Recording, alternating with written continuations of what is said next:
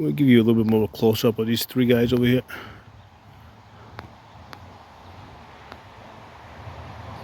And the water depth is probably about 2 inches.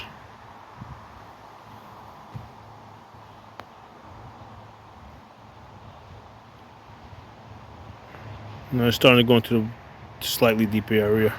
It's probably about 3 inches there. It'll get up to about 6 inches if you keep going that way. But probably because I got even closer to them and doing a lot more talking. Yeah, no, that one's coming back.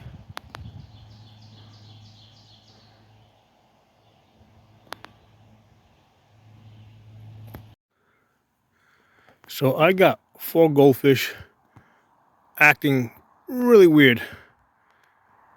So those guys there, they're about 4 inches. There's 4 of them. 2 red ones, and then there's one like kind of greenish colored one off to the right. It's hard to see because he's a little bit more camouflaged.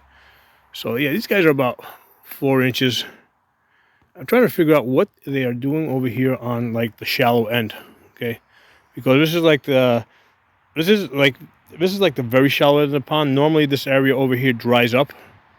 It normally dries up to about this point, because from here there's like a 3-foot drop at this point. And then, you know, from this point forward, it continues into an S shape. You know, the total is normally about 100 feet. With this extension here that's been flooded because of all the rain. That's this reserve over here. So now there's about 110 feet. So I got these 4 fish, these 4 goldfish that want to be at this shallow end over here. Now, what I had done is I had put in a whole bunch of branches. I had actually filled in this whole area over here that you see over here. I had filled it in because last year I had a heron that was coming around, and you know, basically it was fishing. It was looking for fish to eat. So all along the edge of this pond, I filled it up with branches. By the way, this is like a 5,000-gallon pond. So I know it looks like a mud puddle, but it's actually like at this end over here, it's like 3.5 feet deep, and I've filled it up like with all those branches over there. That, you know, I put a lot of structure into the pond. It's good for the, you know, the fish are able to breed. It's also good, a lot of surface area for the good bacteria to breed that basically eat the waste products that the fish produce. Keeps the algae pretty much to a minimum. It's just a little bit of green that you see in the water. But anyway, so yesterday I see these fish over here, and this whole area in here, like where it's open with water, that whole area was like, all these branches were actually in the middle over there. So I kind of assumed that the fish were like trapped or lost, and they didn't know how to get out, because we've had a lot of rain. And I thought maybe from the, and yesterday this was muddy. Like today has like a slightly greenish color. I mean, yesterday was more, you know, it was you know, it was a little bit more muddy. So I thought maybe they just couldn't see, and they were just trapped. So I actually took the branches, I peeled them off to the side. So I come back today, and I see that these fish here are still, these 4 fish are still hanging out in this shallow area here, and I don't know what's going on. Now I did see there's actually a 5th one. There's a little one over there. We zoom in. Over there. There's a little one over there that's also hanging out underneath that branch. He's got like a red head, and he's got like a black body. So there's 5 of them. So I did see a little bit of breeding behavior where they were kind of chasing each other, and a little bit of like, you know, like rubbing along the edges, but not a whole lot. Like right now they're just sitting there. They're just sitting there. They do look like they're gulping, but they don't, like, it's not like they're continuously gulping like they're low on oxygen. And I got an aerator like right over here. This is where the aerator is. It's just, I don't know, maybe about 15 feet from where they're over there. It bubbles the water. So with all the rain we've had, there's plenty of oxygen in this water. So I just don't know what these guys are doing over here.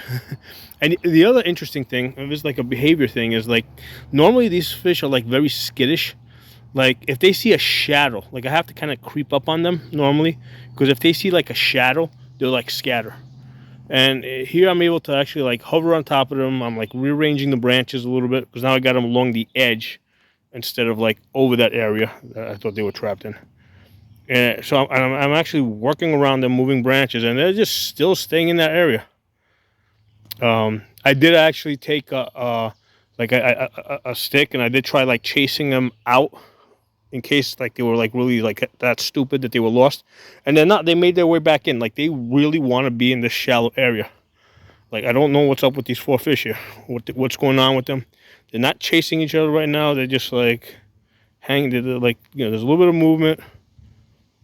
But it's not just these fish that are acting a little bit weird. Let me take you over to the other side. But these are the four main ones that I just like, I can't, like their behavior is a little bit different.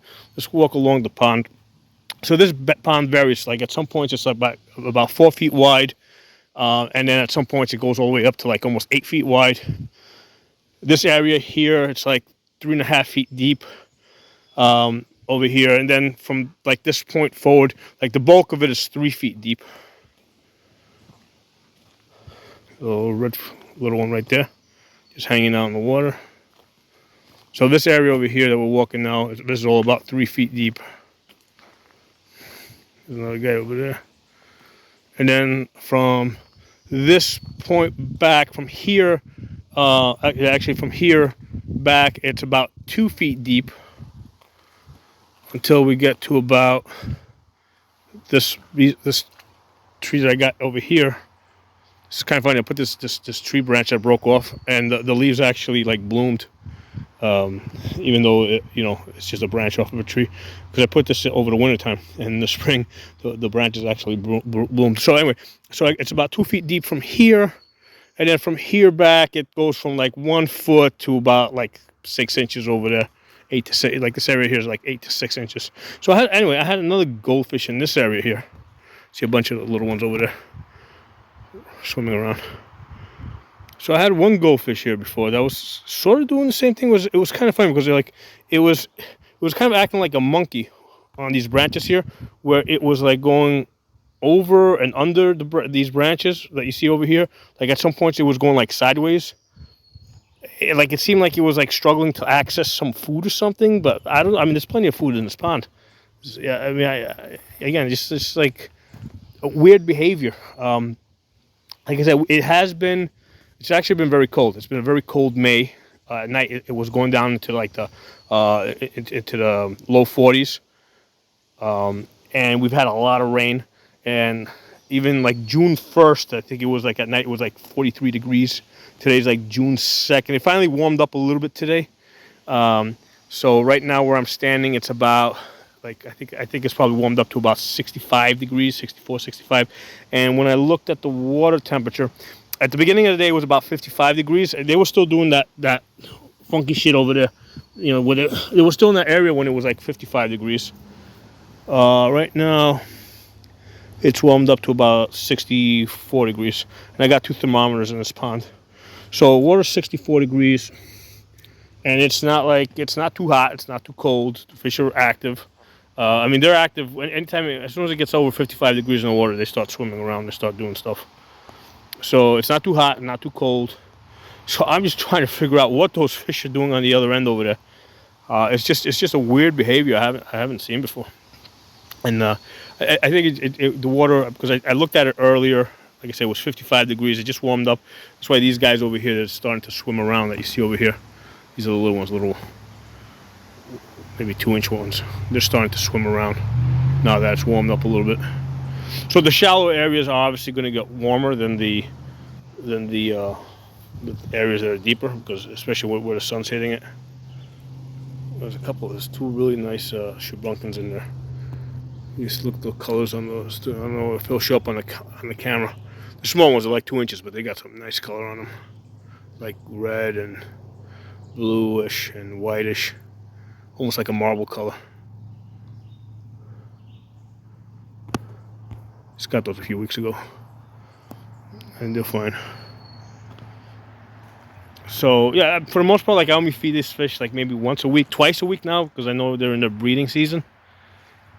But I think like the first year that I had them, I put them in there. I didn't feed them at all the first year, and they did fine. Those are like the bigger ones that you see. Some of the 6 inch. I don't see too many of those today, but some of them like 6 inches. There's one over there. It's about 4 inches. So the first year I didn't feed them at all. They were just eating off of the bugs. They were eating the bugs and the algae. and they'll do fine off of that alone. But I'll give them a little extra food just to try and grow them a little bit faster. I'm up on a mountain. It's like 2,000. The elevation's about 2,000 feet up here, so we only get like maybe 3 good months of summer. So they get like 3 good growing months. So in those 3 months, I give them a little extra to try and get them to grow a little bit faster. But there's probably about 400 fish in here. They're not super active today, I guess because it was like wet and cold yesterday. So most of them are like closer to the bottom. They're not super active. But these 4 over here, yeah, I mean, they're there because they, yeah, I mean, it's obviously it's gotta be warmer on this end because it's more shallow and the sun's like hitting it directly. But they're just like hanging out. They're going back. I mean, that's probably the reason why they're there. Just probably because it's warmer. But it's just why haven't the rest of them come out? You know, are these like are these the smart ones or are these the dumb ones that are looking to get eaten by a bird or something? That one over there is like going all the way over there under those branches. And like I said, these guys are not skittish. Like normally the other ones are skittish. These guys, I'm standing right over them. I'm talking to them, and they're not scared at all. They're just staying there, which to me means if a bird comes around, they're probably going to get eaten right away. I don't even think the branches are going to save them because by the time they get out, it's going to be, you know, by the time they, I mean, it's because they got to go over branches. It's a little shallow. I don't know how fast they're going to be able to swim through here. But anyway, I just wanted to share that with you guys.